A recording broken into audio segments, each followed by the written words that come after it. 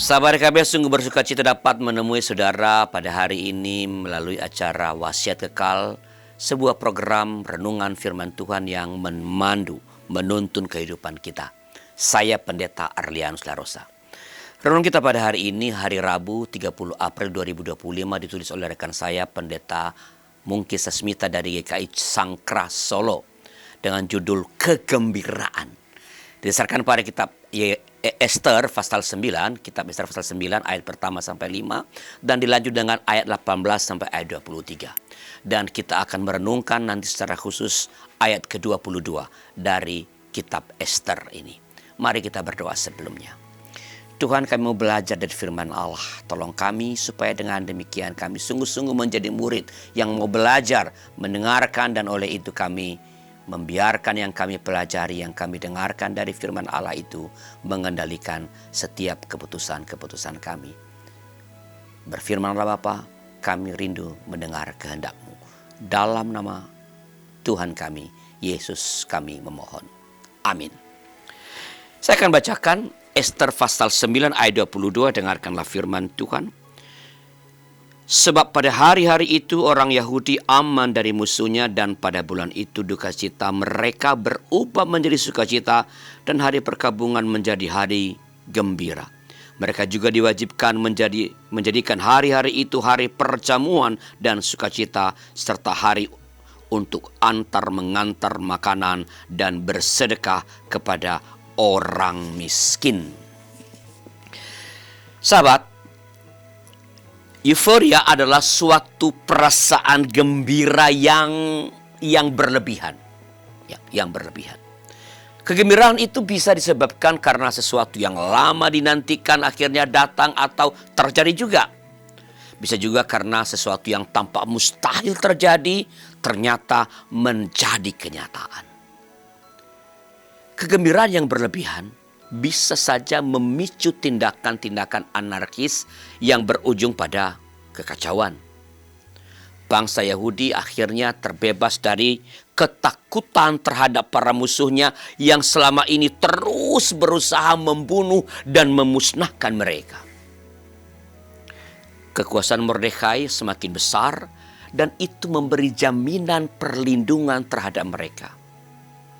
Memang terjadi tindak kekerasan di beberapa tempat, namun hal itu merupakan buah yang dituai oleh setiap orang yang berniat jahat terhadap sesamanya.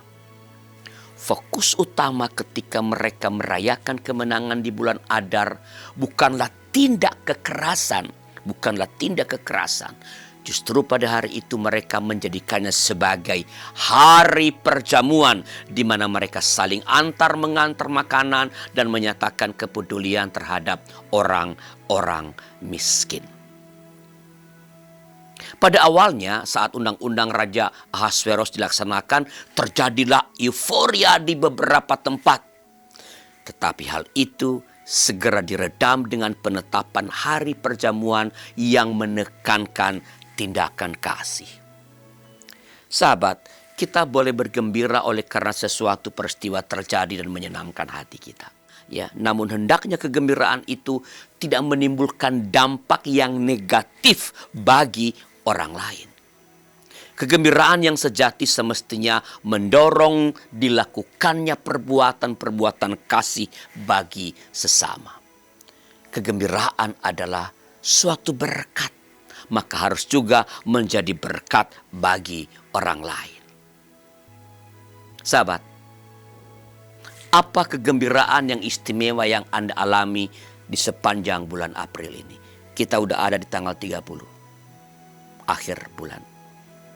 Kegembiraan apa yang istimewa yang Anda alami di bulan April ini? Tuliskan di kolom komentar. Dan jika ada di antara sahabat DKB yang membutuhkan dukungan doa dari kami karena pergumulan-pergumulan yang sedang dialami, sila kontak kami di nomor 0812-8188-9191. Tim Doa YKB akan mendoakan saudara. Mari kita berdoa. Tuhan, kami bersyukur padamu bahwa Engkau terus-menerus mendatangkan kegembiraan dalam hidup kami lewat berbagai peristiwa, lewat berbagai perjumpaan kami dengan sesama. Dan kami bersyukur karena kami masih dapat merasakan kegembiraan itu.